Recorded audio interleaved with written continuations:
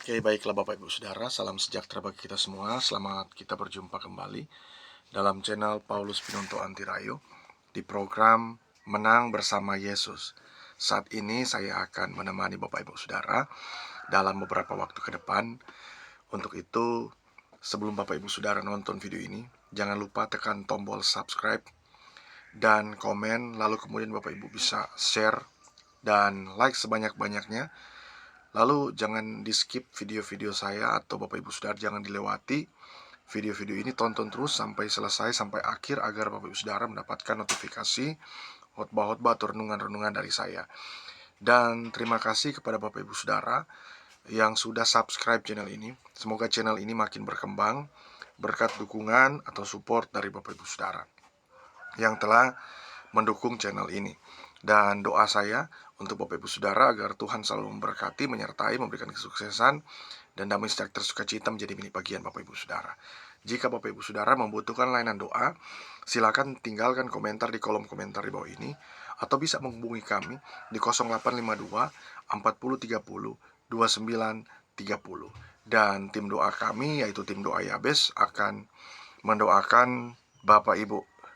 Dan saat ini saya akan memberikan tema renungan saya atau tema khotbah saya, yaitu hidup yang terarah. Mari kita buka Alkitab kita bersama dan kita membaca di dalam kitab 1 Tawarik pasal 22 ayat 19. Dan saya akan bacakan buat kita semua firman Tuhan di dalam 1 Tawarik 22 ayat 19. Firman Tuhan berkata, "Maka sekarang arahkanlah hati dan jiwamu untuk mencari Tuhan Allahmu.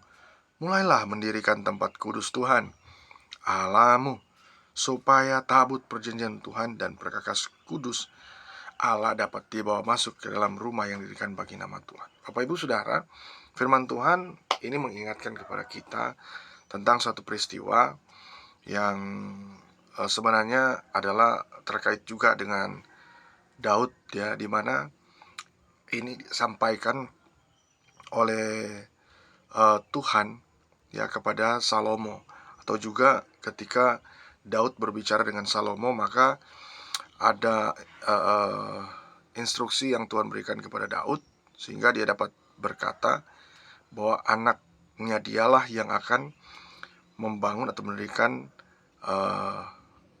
rumah kudus, ya, atau perkakas kudus Allah, ya, dapat dibawa masuk ke tempat itu, yaitu tabut perjanjian Tuhan. Nah, Bapak Ibu Saudara, sesuai dengan tema khotbah saya atau tema renungan saya, hidup yang terarah. Ini mungkin orang agak sulit untuk hidup untuk terarah, karena memang untuk hidup terarah dia harus memiliki fokus yang benar-benar, ya. Dia harus serius, fokus, karena hidup yang terarah ini sangat berlawanan dengan hidup yang diombang-ambingkan, hidup yang nggak serius, hidup yang biasa-biasa saja. Tapi hidup yang terarah adalah hidup yang berbeda, kehidupan yang dikontrol oleh Tuhan, atau hidup yang diperintah oleh Tuhan, termandatori oleh firman. Nah, itu hidup yang terarah. Nah, sehingga firman Tuhan katakan, "Maka sekarang arahkanlah hatimu atau hati dan jiwamu, ya, untuk mencari Tuhan." Kalau kita lihat dengan ditulisnya 1 Tawarik 22 ayat 19, ini mengkisahkan di mana Tuhan berbicara kepada Daud bahwa atau bukan dialah yang akan mendirikan bait Allah, tetapi anaknya, karena suatu dan lain hal, ya. Kita tahu bersama Daud hidupnya hanya untuk berperang, ya, tiap hari dia harus berhadapan dengan musuh dan lain sebagainya. Tapi Salomo sudah waktunya dia harus mendirikan tabut perjanjian, dan agar supaya perkakas-perkakas rumah perkakas tersebut itu ada di dalam.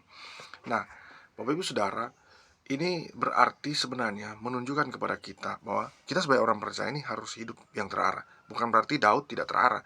Daud sudah terarah, tetapi ada waktu Tuhan yang Tuhan persiapkan kepada setiap orang, ya. Karena begini Bapak Ibu Saudara, mungkin generasi kita seolah-olah berpikir kita gagal, tapi sebenarnya kita itu sukses. Dan kesuksesan versi kita, kadangkala kita pikir kita nggak sukses.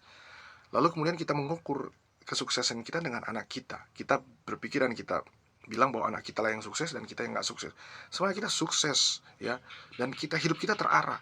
yang pasti kita sudah melakukan bagian kita. Masalahnya di sini adalah orang banyak kadangkala dia mengukur dengan versinya dia, bukan versi firman, ya. Nah, Daud ingin mencoba, ya,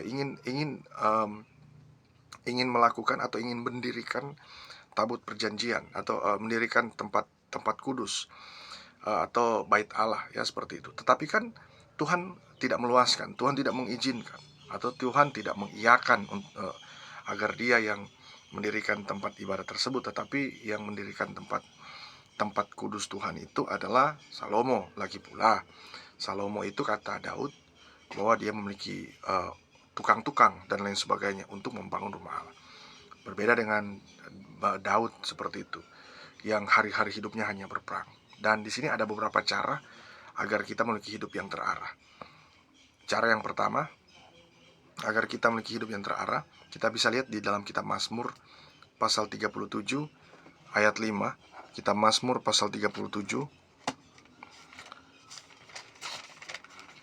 Mazmur pasal 37 ayat 5. Firman Tuhan berkata, serahkanlah hidupmu kepada Tuhan dan percayalah kepadanya dan ia akan bertindak.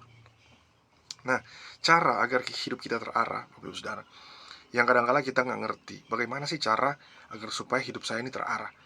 Cara yang pertama adalah serahkanlah hidup Bapak Ibu Saudara, hidup saya, hidup kita. Kalau kita serahkan hidup kita kepada Tuhan, maka Bapak Ibu Saudara, kita nggak akan mengukur kesuksesan kita dengan kesuksesan orang lain. Bahkan kalaupun kita melampaui kesuksesan atau kita melampaui kesuksesan tersebut, maka kita akan merasa bahwa semuanya karena Tuhan. Nah, Bapak Ibu Saudara, cara pertama ini harus ada dalam kehidupan kita, yaitu kita serahkan hidup kita. Kalau kita menyerahkan hidup kita sepenuhnya ke dalam tangan Tuhan, maka Tuhan yang akan turut bekerja. Kadangkala kita sudah berusaha secara maksimal, tapi justru hasilnya itu nothing. Ini kadangkala kita alami, ya. Mungkin kita sebagai seorang orang yang pekerja keras dan seorang pengusaha yang bertekun, lalu kemudian kita, karena memang ada hal-hal seperti itu terjadi ketika dia sudah melakukan bagiannya, dia sudah kerja keras, bahkan dia sudah di luar batas kemampuan dia untuk mengerjakan sesuatu hal tersebut berhubungan dengan kesuksesannya dia. Tapi sebenarnya ada batasan-batasan yang dia harus tahu, bahwa dia harus menyerahkan hidupnya kepada Tuhan. Kadangkala kita tuh masih menggenggam sesuatu tapi tidak melepaskan semuanya untuk Tuhan, dan kita nggak serahkan kepada Tuhan. Sehingga yang terjadi adalah apa? Yang terjadi adalah kita tuh seperti mengerjakan semuanya itu dengan sendiri, nggak ada tim bahkan, dan lain sebagainya.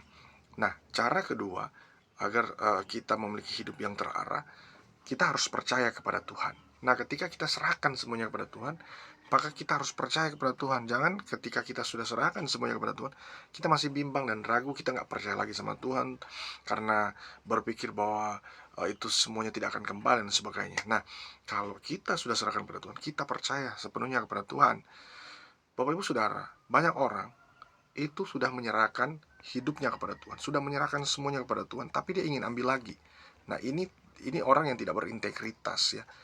Dia merasa bahwa dia tuh butuh kembali, padahal sudah serahkan kepada Tuhan. Dia hitung-hitungan dengan Tuhan, sehingga jangan salah bahwa Tuhan akan hitung-hitungan dengan dia, ya, baik berkatnya dan lain sebagainya. Nah, yang sebenarnya dalam tanda kutip bahwa sekalipun Tuhan nggak hitung-hitungan, tetapi tetap percayalah kepada Tuhan. Itu cara kedua. Nah, kemudian cara ketiga, agar kita memiliki hidup yang terarah, biarkanlah Tuhan bertindak. Ini yang banyak sekali orang nggak ngerti. Kadangkala kita nih suka bertindak sendiri, suka maju sendiri, suka melangkah sendiri, sehingga kadangkala Tuhan biarkan kita berjalan sendiri karena ya udah, kita kan mampu. Tuhan pikir kan, Tuhan tahu kan kita mampu. Emang Bapak Ibu Saudara, kita kadangkala harus juga berjalan. Kalau kita nggak bertindak juga nggak bisa. Tapi di sini kadangkala, ya, kita itu merasa karena kita bisa, merasa kita boleh karena dari pengalaman-pengalaman yang kita dapatkan dan hasil atau performance yang kita miliki, itu kadangkala kita nggak membiarkan Tuhan bertindak, sehingga kita bertindak sendiri. Nah, alhasil kita akan menjadi sia-sia. Nah, kalau kita serahkan diri kita kepada Tuhan, percaya kepada Tuhan, dan biarkanlah Tuhan bertindak dalam rumah tangga kita, dalam aktivitas kita, dalam pendidikan kita, dalam kuliah dan sekolah kita, di dalam apapun. Kalau kita biarkan Tuhan bertindak, maka Tuhan akan menyertai, Tuhan akan memberkati, dan Tuhan akan, sehingga hidup kita terarah. Nah, kalau kita biarkan Tuhan bertindak, kita akan terarah. Tapi kalau kita membiarkan diri kita yang bertindak, ya, kita harus tahu bahwa sekian persen lah kita bertindak. Tapi kadang-kala kesombongan kita itu lebih dominan dalam kehidupan kita, sehingga yang ada dalam kehidupan kita justru adalah yang menyakiti hati Tuhan.